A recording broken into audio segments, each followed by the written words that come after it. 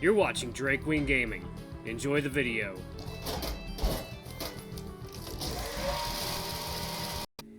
Hey guys, Derry here from Drake Wing Gaming. As some of you know me on Twitter, The Gaming Dragon. Today I'm coming at you to the Let's Play episode of Dawn Chorus, Rune's Path. Yes, we are on Rune. Sorry, there's so many boys in this game, so many good boys. And I just also wanted to let you guys know that I've got another special episode where I do a reading of No More Future with Sedge going up. It'll be episode 2. You guys had a really big response to the first one. I saw you guys really enjoyed that. So, he and I are going to do another one. So anyway, guys, let's jump right back into it and get some more of this buck, shall we? Alright, alarm chant has been initiated. Alright. No problem at all. I like helping others, at least the ones I like. So he likes me. I know he wouldn't come here with me if it wasn't the case, but it is nice to hear it anyway. He comes up to me and extends his paw, petting my head. His paw is gentle. It's more than I thought a basketball player's paw would be. This feels really nice, and I don't want him to stop. But of course, this lasts only a second, and his paw is gone from my hair. Come on now, we should talk to the receptionist. I nod and we both leave the empty cafeteria in silence, heading towards the entrance of the building.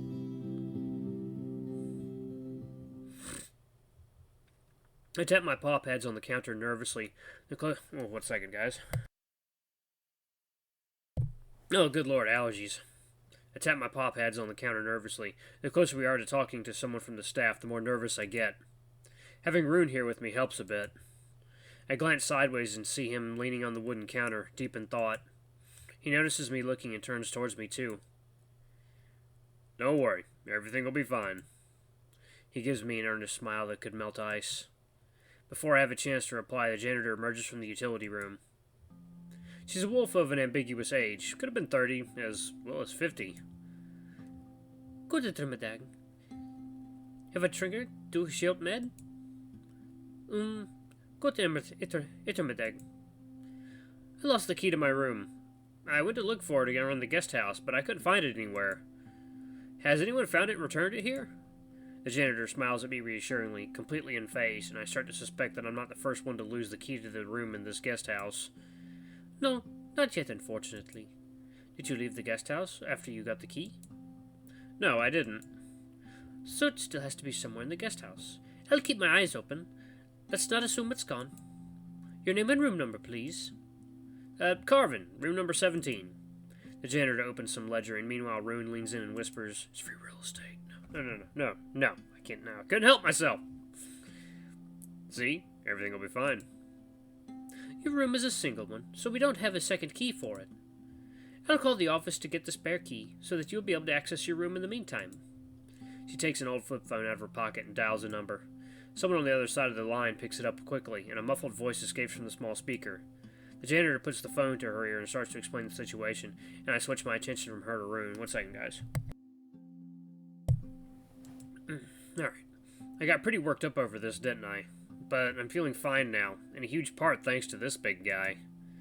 I don't think that he was lying when he told me that he likes me. I mean, why would he? But everything about this situation still feels surreal, like a dream. A lot of different thoughts are swirling around in my head now. Maybe I am still sleeping now. Maybe I came back to the dream from before somehow? Probably not, because Rune is not in a jockstrap now, but in brown trousers and a jacket. If this was a dream, it would be a pretty mundane one. My mind would do better than that. Are you sure you want to wait for me here? Rune leans in closer and looks me straight in the eyes, corners of his mouth curved curved upside in a slight smile. Garvin, you worry way too much. Blocker? Ever a minute do? Blocked? I switch my attention back to the janitor, sensing troubles. She speaks with an urgent tone, too fast for me to understand her besides some single words. She ended the conversation with a simple hadet and put the phone down with a sigh. It looks like nobody from the office will be able to make it here today. We weren't prepared for the snow to start falling so early this year, and in such amounts. They said that they will come tomorrow morning, and in the meantime, I will look for your key. Let me save it right here, guys.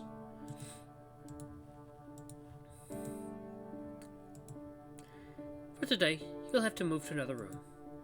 We don't have any single rooms left, unfortunately, but I can show you which rooms have a bed still available. We have a lot more double rooms than single ones, so most of the students got a room with a second bed. But maybe one of your friends still has a free bed in their room. You could ask them, but if none will have them, then you can come back here and I can find something for you.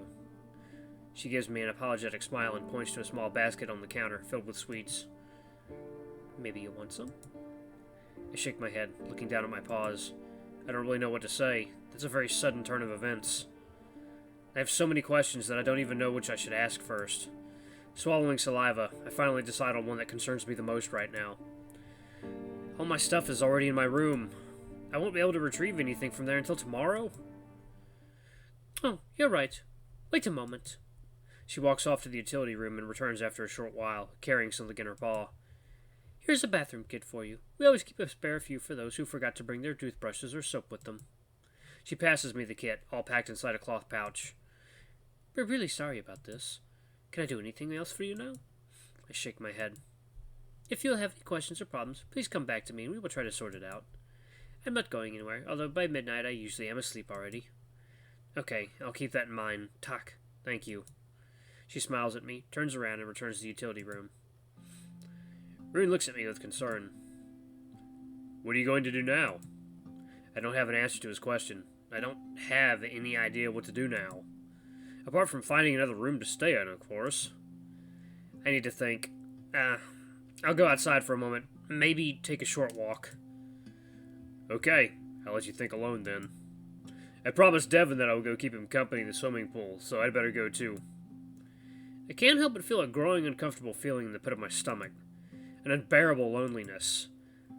I actually hoped that Rune would suggest that I can move to his room for tonight, but we've just talked for the first time just an hour ago. He was already so kind to me and helped me a lot, and would not be okay for me to ask any more.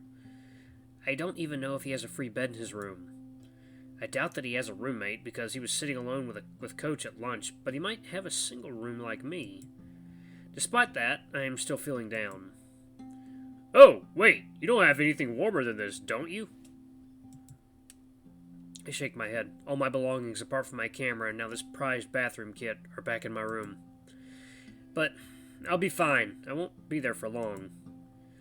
Are you sure? That flimsy scarf alone won't fend off viruses. Let's agree with the Rune boy. You might be right. Catching a cold at the very beginning of the camp would be a shame. I'll take a walk around the guest house instead. Now, I have a coat that I certainly won't need in the pool. Come with me. Rune starts walking without looking back. I stand there, rooted to the spot I'm standing in, processing his words. Wait! I finally start walking, following him to his room. We walk along the corridor and Rune stops before one of the doors. Room number 6. He takes a key out of his pocket, opens it, and enters the room. Through the open door I can see most of his room. It seems a bit smaller than mine, and there is only one bed, as big as the one in my room. So even if he wanted to, he couldn't let me move here. This thought comforts me, even though it doesn't solve any of my problems. Here you are. You can hang on to it until at least dinner. I won't need it before then for sure. Oof, that's such good art. Rune hands me his coat, and I put it right on there. It's a trendy-looking black parka from the south face. It's too big for me, obviously, but it's warm and comfortable, soft and fluffy on the inside. What? I gotta sneeze. Gotta sneeze! Oh god. Yep, okay, I'm good. That should do. You look good in it, you wild tiger. Rune snickers, watching me with his arms crossed, leaning against the doorframe. Save it right here.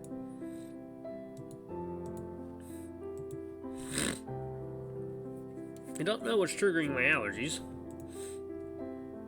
Thank you, Rune. I really appreciate it. See you later.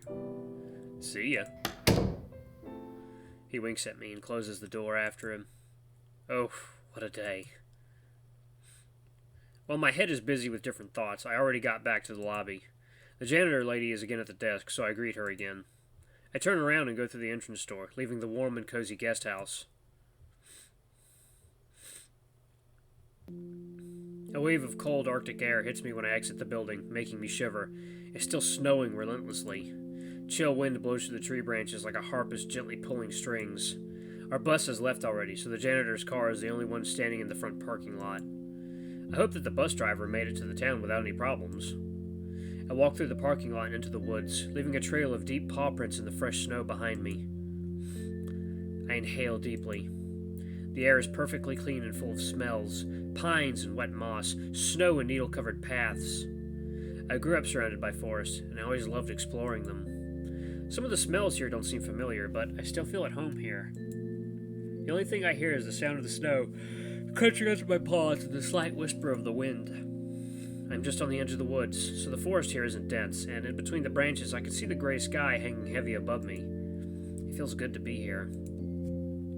Living in the city, it is easy to forget how nice it is to be surrounded by nature. I take out the instant camera I still have with me from my bag, turn it on, and, holding it with my extended arms, I point the lens at my snout.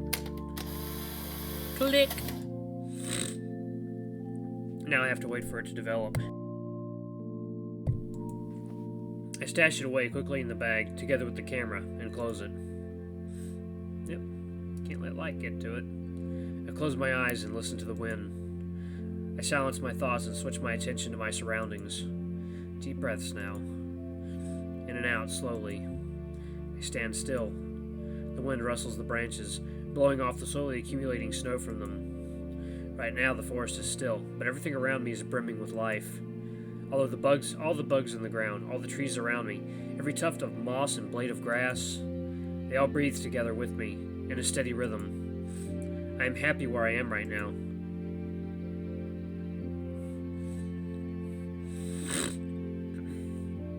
I open my eyes and I shake off the snow from my snout. If not for the temperature, I could just stand and enjoy the peaceful atmosphere, but I'm starting to feel cold. It's still nowhere as cold as it gets in Finland in the winter. Thanks to the proximity of the sea, this part of the country is a mild climate, but it is not a temperature I would call comfortable. Something must be wrong with my Finnish genes, because I much prefer warmer weather. Okay, let's see how the photo came out. Cutie! Super cutie. Well, I have to say, I'm proud of this one. It might be my favorite photo of myself yet. Shivering a bit, I decide to keep moving. I'll feel warmer if I don't just stand in one place. Walking among the trees calmed me down, though. I feel much better now. I shake off the rest of the snow that accumulated during this short walk on my hair and turn back, and walk back to the guest house. I'm gonna save right here. Just nice, lovely music. Good thing I got the coat from Rune. I'd feel much colder without it. I hide my snout inside the oversized parka. It smells faintly of Rune. It's a really pleasant smell, woody and complex. It reminds me of the forest, but with a hint of jasmine. It's like I'm being snuggled by him closely. This thought alone immediately makes me feel warmer. Walking much faster now, I'm back at the guest house in maybe 2 minutes.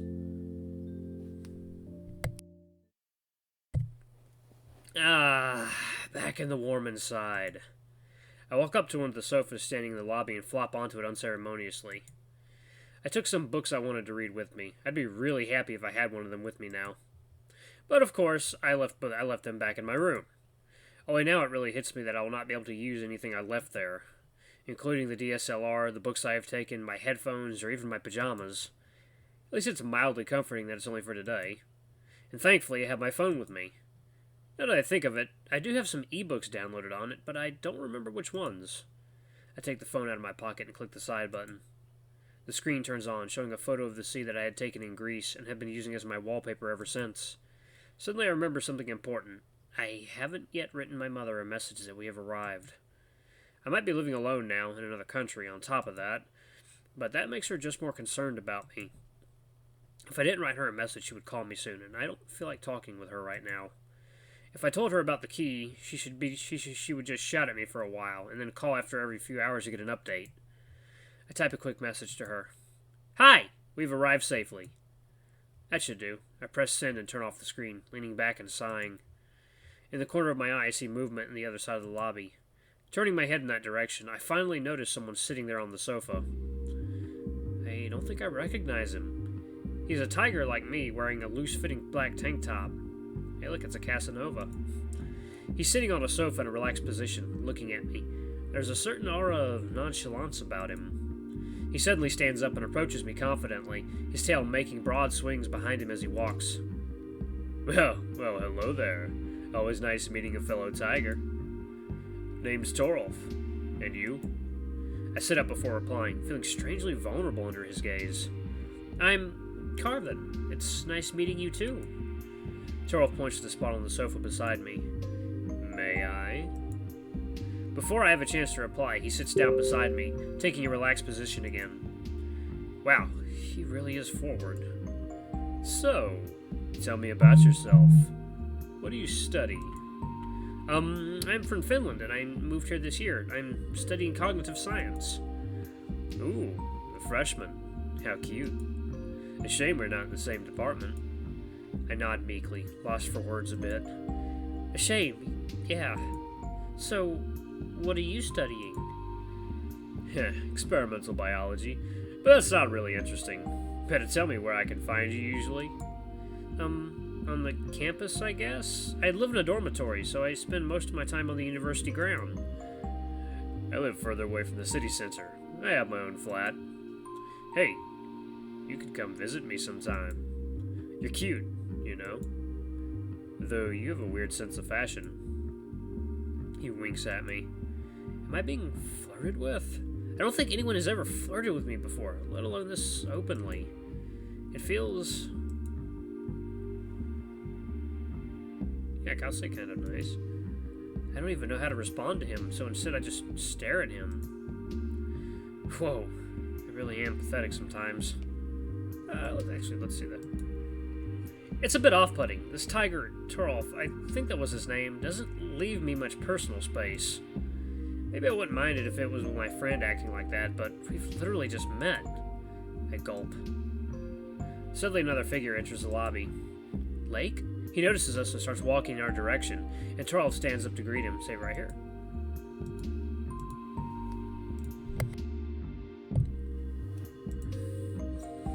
Hey, Torolf, I got you your jacket. Oh, hi, Carvin. What a surprise. You two know each other? Now we do. We've just met and chatted for a bit. Thank you, Lake. You're really invaluable. Lake passes him the jacket and a key. Oh, so they are friends. Good enough friends that Torolf sent Lake to fetch him his jacket. Frankly, I don't know much about Lake's friends. When I was visiting him, he was always either alone or with his roommate. I'm kind of surprised to see him being friends with this tiger, though. He looks older than Lake for sure. Must be a senior already. How did Lake get to know him? We were just going outside for a walk together, but I left my jacket in my room. It's been a nice time talking with you, Carvin. I'll catch you later, okay? Sure. Have a nice walk, you two. Thank you, Carvin. See you later. They leave through the entrance door, and so I'm left alone in the lobby. Phew! I lean back on the sofa and relax finally. I didn't even notice I got so tense. This was really something else. Torolf, what an interesting guy. He didn't really tell me much about himself, did he? Just that he studies experimental biology and he has his own flat, and that he finds me cute. With a bit of luck, I won't see him again soon, and I could try asking Lake about him later, though. Maybe it was just a bad first impression. How dare you hit on me? I closed my eyes and let my thoughts wander. For a moment, I thought about opening an ebook, but I don't feel like reading right now. Just a bit too much has happened lately. So until the end of the day, I have to find myself another room to stay in. I could always ask Miko. He for sure would agree. Things are still a bit weird between us, though, especially after the 3-year prior gap in our friendship. I still have the whole day to ask others. I've already managed to make some new friends here. It could be a good occasion to befriend someone closer. Yeah, I don't have to make any decisions now. I'll leave that for the evening. But what should I do now? Oh, damn it, I can't go see Rune. Let's go to the forest. Go see Klaus. I might have just been on a walk, but I don't feel like sitting in the guest house all day. It's good to be outside the city again, and I want to make the best of that time. Of course, I'm not going to just sit indoors. I won't let some snow and mild cold stop me. Damn, it's cold. A particularly strong gust of wind makes me shiver uncontrollably. Good thing I got a code from Rune, otherwise I would freeze here. Once again, I direct my steps toward the nearby forest. For now, it's better to stay on the path. Following snow makes it much easier to get lost in the deep forest. Walking idly and enjoying this moment of quiet, I suddenly hear rustling somewhere behind me. Turning around, I see a figure in a black jacket walking in my direction. He's not looking at me. Instead, his gaze is fixed somewhere in the distance. Hey there! Out for a walk? You could say that. I like being surrounded by trees, where there's no one else but me. Who are you, by the way? I'm Carvin, studying cognitive science. I'm really happy to be on this camp. I'm a freshman, so it's my first one. Oh! Perfect place to end it, actually. Nice timing, Alarm Chan. Alright, guys. You heard it here. The video is over. Thank you guys so much for watching. Don't forget to like, comment, subscribe, and ring that notification bell to the next video. I love you all. I'll see you next time. You guys might be getting a double, 2 episodes today. Anyway, bye-bye!